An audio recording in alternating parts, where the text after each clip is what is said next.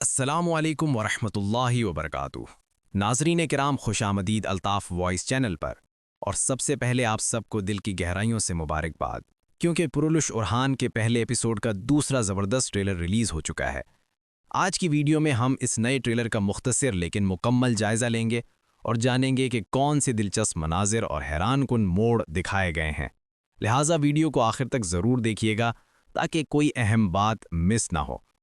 سب سے پہلا اور طاقتور ڈائلاگ ٹریلر میں خود عثمان بے کا ہے۔ وہ اپنے وفادار سپاہی جرکتاہی کو حکم دیتے ہیں، قرارگاہ پہنچو، تمام سرداروں کو بتاؤ 2 دن بعد دیوان ہوگا، سب کی حاضری لازم ہے۔ یہ جملہ واضح کرتا ہے کہ عثمان بے برسا کی فتح کی تیاریوں میں مصروف ہیں۔ اب کی بار معاملہ صرف تلواروں کا نہیں بلکہ منصوبہ بندی اور اتحاد کا ہے۔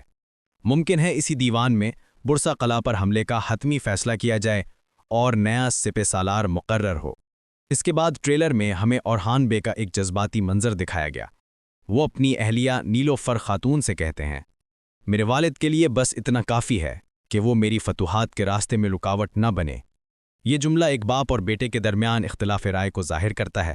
دونوں کا مقصد ایک، اسلام اور سلطنت کی سربلندی، لیکن طریقے مختلف۔ یہ منظر بالکل ویسا ہی ہے جیسا کرولش عثمان کے سیزن 2 میں عثمان بے اور ارطغرل غازی کے درمیان دیکھا گیا تھا، یعنی تاریخ دوبارہ خود کو دہرا رہی ہے۔ ٹریلر کا اگلا منظر نہایت دلچسپ اور سیاسی رنگ لیے ہوئے ہیں۔ شاہین شاہ بے کو عثمان بے کے ساتھ گفتگو کرتے دکھایا گیا۔ وہ کہتے ہیں، کیا وہ پھر سے اکیلے ہی تلاش کرے گا؟ کیا یوں تفرقہ ڈالنا مناسب ہے؟ یہ جملے صاف اشارہ کرتے ہیں کہ شاہین شاہ بے اورحان بے کے مخالف ہیں اور ممکن ہے کہ وہ کوشش کریں کہ عثمان بے کو بھی اپنے بیٹے کے خلاف کر دیں۔ اسی دوران ٹریلر میں ایک جذباتی لمحہ آتا ہے جب اورحان بے اپنے والد سے بات کرنے کی کوشش کرتے ہیں، مگر عثمان بے غصے میں ہاتھ اٹھا کر کہتے ہیں، بس کرو، مزید کچھ مت کہو۔ یہ لمحہ پورے ٹریلر کا سب سے جاندار سین ہے۔ پھر منظر بدلتا ہے۔ ہم دیکھتے ہیں کہ مالہون خاتون اور دیدار خاتون گفتگو کر رہی ہیں۔ مالہون خاتون کہتی ہیں، گوچا خاتون علاء الدین کو اولاد نہیں دے سکتی، مگر علاء الدین دوسری شادی بھی نہیں کرنا چاہتا۔ پھر گوچا خاتون کو تنہائی میں روتے ہوئے دکھایا گیا، میں بچہ پیدا نہیں کر سکتی، اسی لیے وہ میرے ساتھ ایسا سلوک کر رہی ہے۔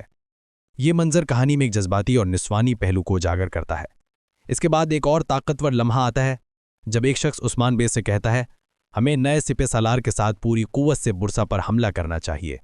اسی کے فوراً بعد شاہین شاہ بے کا اعلان، محاصرہ بھی میں کروں گا اور قیادت بھی میری ہوگی۔ یہ واضح کرتا ہے کہ وہ خود قیادت کے خواہشمند ہیں اور اورحان بے کو پیچھے کرنا چاہتے ہیں۔